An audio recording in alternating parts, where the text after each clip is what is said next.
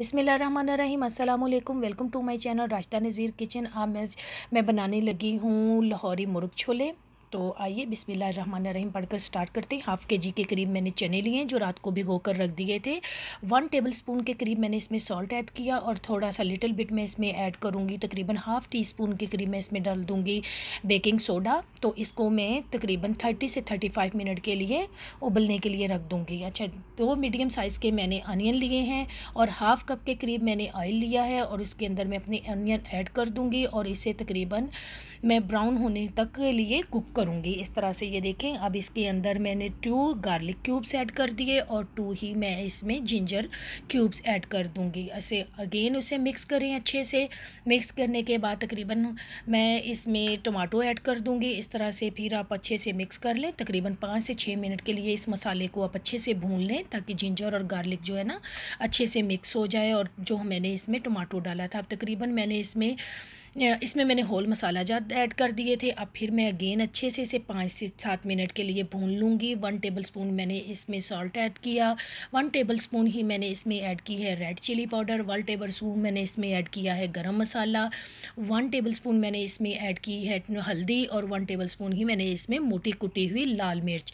अब इस मसाले को अच्छे से आप मिक्स कर लें। मिक्स करने के बाद अच्छे से आप इसको भून लें ताकि हमारा मसाला अच्छे से भून जाए और प्यारी सी, जब आपको फ़ील हो अच्छी सी प्यारी सी खुशबू आने लग गई है और ऑयल हमारा ऊपर आ चुका है, तो फिर इसमें ऐड कर दें आप चिकन। तकरीबन मैंने एक फुल चिकन लिया है, तकरीबन 1 केजी के करीब ये चिकन होगा। अब आप इसको अच्छे से भून लें। इस तरह से पहले आप मिक्स करें। मिक्स करने के बाद एक तकरीबन 5 से 10 मिनट के लिए अच्छे से इसकी भुनाई करें। चम्मच चलाते रहें। जब इसकी प्यारी सी खुशबू आने लग जाए तो फिर हम नेक्स्ट स्टेप स्टार्ट करते हैं। इस तरह से भून लें। ये देखें, अब भूनने के बाद देखें काफ़ी इसका हद तक कलर चेंज हो गया है। पहले पिंक था, पिंक के बाद अब इसका वाइट हो गया है और उससे मज़ीद मैं अच्छे से भून लूँगी। तकरीबन मुझे वो पैन छोटा पड़ रहा था, इसलिए मैंने इसको शिफ्ट कर लिया है दूसरे बर्तन में। इस तरह से अब हम इसे अच्छे से भून लेंगे। इस तरह से मसाला देखिए पानी बिल्कुल खुश्क हो चुका है और हमारा चिकन जो है अच्छे से भुन चुका है। इस तरह से अब मैं इसके अंदर जो इसका मेन पार्ट है, इसके अंदर मैं ज़ीरा और खुश्क धनिया जो मैंने रोस्ट किया, रोस्ट करने के बाद उसे अच्छा से पीस लिया। पीस करने के बाद वो डालूंगी। इससे बहुत ही ज़बरदस्त टेस्ट आता है चनों का। वो डालने के बाद तकरीबन 5 से 6 मिनट के करीब फिर मैं अगेन इसको भूनूंगी। मसाले को अच्छे से भून लूँगी। ये इस तरह से जब हमारा तेल सेपरेट हो जाए और चिकन के साथ मसाला अच्छे से चिपक जाएगा, फिर मैंने इसके अंदर ऐड कर दूंगी जो मैंने बॉईल करने के लिए चने रखे थे, वो मैं इसके अंदर ऐड कर दूंगी। इस तरह से ये देखिए, अब मैं इसमें ऐड करूंगी वो चने बॉईल किए हुए। एक ग्रीन चिली मैंने इसमें ऐड कर दी है और इसके बाद अब मैं इसमें ऐड करूंगी चने।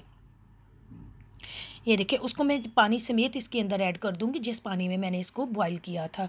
बहुत ही मज़े के ये चने रेडी होते हैं। आप ज़रूर ट्राई करें मेरी रेसिपी को, सब्सक्राइब करें, शेयर करें मेरी रेसिपी को।